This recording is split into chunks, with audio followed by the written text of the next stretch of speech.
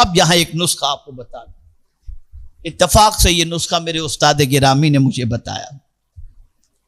فرماتے میری طبیعت جب بہت زیادہ خراب ہوتی ہے تو میں 2 چیزوں کی کثرت کرتا ہوں. جب طبیعت بہت زیادہ خراب ہوتی ہے تو 2 چیزوں کی کثرت کرتا ہوں، ایک درود ابراہیم کی اور ایک استغفار کی. اور یہ 2 چیزیں اتنی طاقتور ہیں کہ اس کی وجہ سے اللہ ساری تکلیفوں کو دور فرما دیتا ہے، سب تکلیفوں کو دور فرما دیتا ہے. اور قرآن کے کسی فرمان کو ہلکا نہ لیا کرو، ہلکا نہ لیا کرو.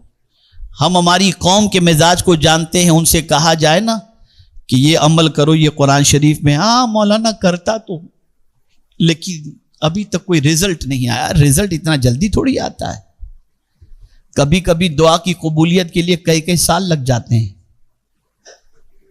آپ جانتے ہیں حضرت ابراہیم ابن ادہم رحمت اللہ تعالی علیہ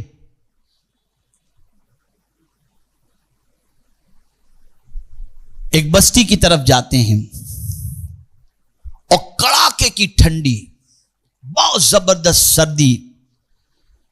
تو آپ نے ایک مسجد دیکھی تو مسجد کے خادم سے کہا کہ مجھے مسجد کے اندر جانے دو، میں رات بھر عبادت کروں گا، ٹھنڈی سے بھی بچ جاؤں گا اور عبادت میں رات بھی گزر جائے گی، صبح میں نکل جاؤں گا.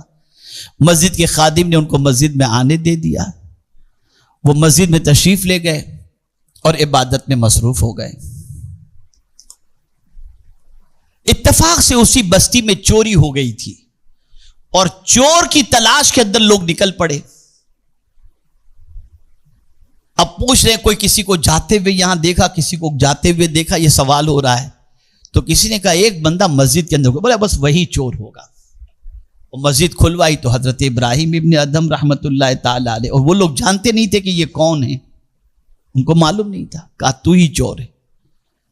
پکڑا حضرت ابراہیم ابن ادہم کو. آپ فرمانے لگے میں نے کوئی چوری نہیں کی، میں تو ٹھنڈی کی وجہ سے مسجد کے اندر آنے کی اجازت مانگا اور عبادت میں مصروف ہو گیا. کہا نہیں تو بہانے بنا رہا ہے، تو ہی چور ہے. ان کو رسی سے باندھ کر میدان میں چھوڑ دیا. اب کڑاکے کی ٹھنڈی میں میدان کے اندر ان کو چھوڑ دیا. اب اس سے بڑی سزا کیا ہو سکتی تھی؟ اب حضرت ابراہیم ابن ادہم رحمت اللہ تعالی علیہ سوچ میں پڑ گئے کہ ایسا کیوں ہوا. پھر کہتے ہیں کہ ہمیشہ اللہ والوں کی ایک بات یاد رکھیے گا، یہ نقطہ ذہن میں رکھیے، یہ ہمیشہ آپ کو کام آئے گا. اللہ والے ہر کام کے اندر اللہ کی مصلحت اور بھلائی ہی تلاش کرتے ہیں. مصیبت آئے تب بھی کہتے اس میں میرے رب کی کوئی حکمت ہوگی، اور سوائے بہتری کہ اللہ ہمارے لیے کچھ نہیں چاہتا، ضرور اس میں کوئی اللہ کی حکمت ہوگی. فوراً حضرت ابراہیم ابن ادہم رحمت اللہ تعالی علیہ نے دل میں سوچ لیا اس میں بھی اللہ کی کوئی حکمت ہوگی. بہرحال کوشش کی، اللہ کے ولی تھے، رسی ٹوٹ گئی اور پھر نکل پڑے. تو دیکھا دور تنور جل رہا ہے اور کوئی وہاں پر نظر آیا. آہستہ آہستہ گئے اس کے پاس، اس تنور کے پاس جا کر آپ نے وہاں موجود بندے کو سلام کیا. تو بندہ دائیں دیکھ رہا ہے، بائیں دیکھ رہا ہے. کچھ دیر کے بعد اس نے سلام کا جواب دیا. تو حضرت ابراہیم ابن ادہم رحمت اللہ تعالی علیہ نے فرمایا کہ میں نے تجھے سلام کیا تھا، تو دائیں دیکھ رہا تھا، تو بائیں دیکھ رہا تھا، اور کافی دیر کے بعد تو نے میرے سلام کا جواب دیا، کیا وجہ ہے؟ وہ کہتا ہے کہ بابا مسئلہ ایسا ہے کہ میں 20 سال سے ایک دعا کر رہا ہوں. کتنے سال سے؟ بولیے تو یاد رہے گا. 20 سال سے ایک دعا کر رہا ہوں.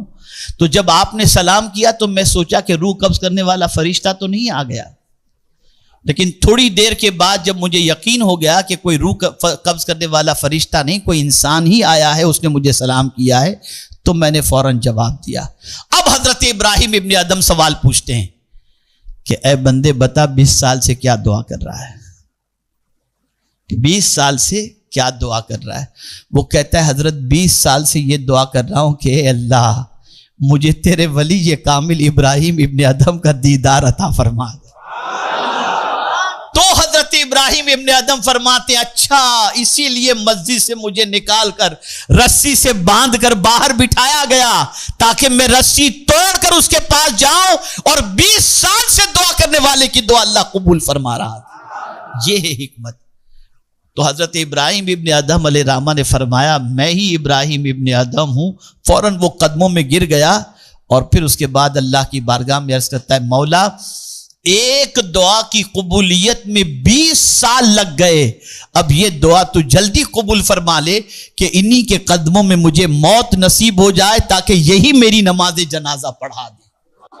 فوراً اس کی دعا قبول ہو گئی اور اس کی روح پرواز کر گئی. تو کبھی بھی دعا جو آپ مانگ رہے ہیں اس کی قبولیت کے اندر جو مانگ رہے ملنے میں تاخیر ہو تو سمجھنا چاہیے اس میں اللہ کی کوئی حکمت ہوگی، اس کی مصلحت ہوگی، ورنہ یاد رکھیں اللہ کا وعدہ حق ہے.